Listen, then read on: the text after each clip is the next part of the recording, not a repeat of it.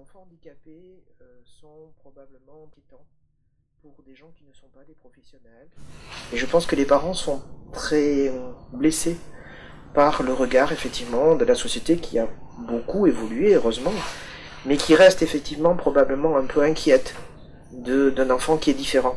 Alors effectivement, un enfant c'est magique, ça bouge, ça vit, ça rigole, ça fait des bêtises. Et nos enfants à nous, ils sont un peu différents.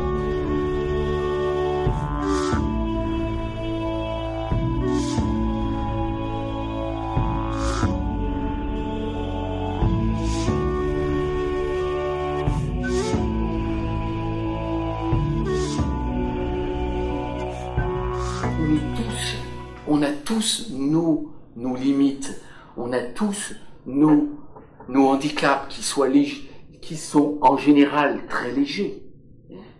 Une personne qui ne peut pas monter dans un ascenseur est une personne en situation de handicap.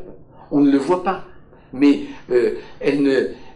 si elle a la phobie des petits espaces, il faudra qu'elle monte par l'escalier et bon, c'est pas pour autant qu'on va la stigmatiser et qu'on va la montrer du doigt. Eh bien, chaque personne en fauteuil, en mobilité réduite, a droit au même respect. Moi, je constate avec mes élèves que ce sont des enfants, pour avoir enseigné en milieu ordinaire, ce sont des enfants qui poussent, qui grandissent au même titre que les autres. La seule chose, c'est qu'ils ne poussent pas de la même manière, dans la même direction. Même si nos élèves ont besoin d'être suivis et soutenus par les équipes médicales ou paramédicales, mais c'est vrai que les sorties sont importantes et certaines fois j'ai eu des élèves qui effectivement ont souffert du regard d'autres enfants portés sur eux et des attitudes ou des questionnements. Donc il est important justement qu'on puisse aller un petit peu, nous, avec nos élèves, dans des manifestations ordinaires pour que d'autres personnes puissent nous interroger les enfants et finalement faire tomber cette barrière du handicap. Il y a un regard inquiet, un regard de question par rapport à cet enfant qui est dans une poussette spéciale ou bien dans un fauteuil roulant avec une coque, parfois avec un corset qui fait des bruits bizarres.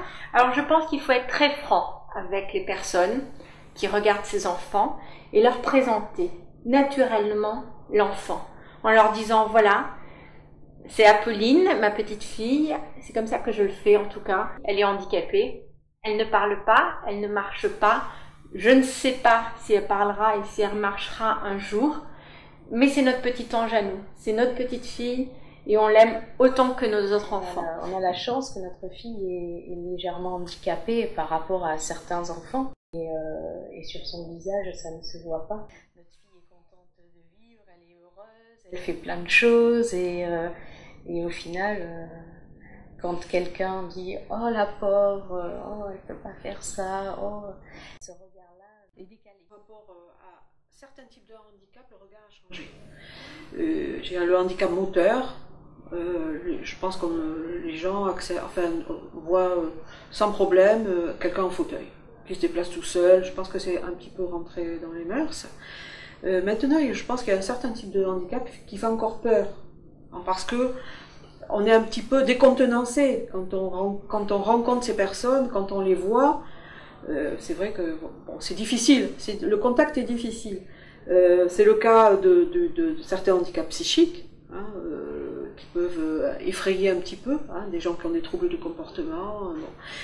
Et c'est le cas encore du polyhandicap, parce qu'effectivement, l'apparence physique, la dépendance physique, fait encore peur, enfin effraie. Là, je pense qu'il faut être très très clair avec les gens parce que quand ils savent ce qui se passe, ils sont plus rassurés.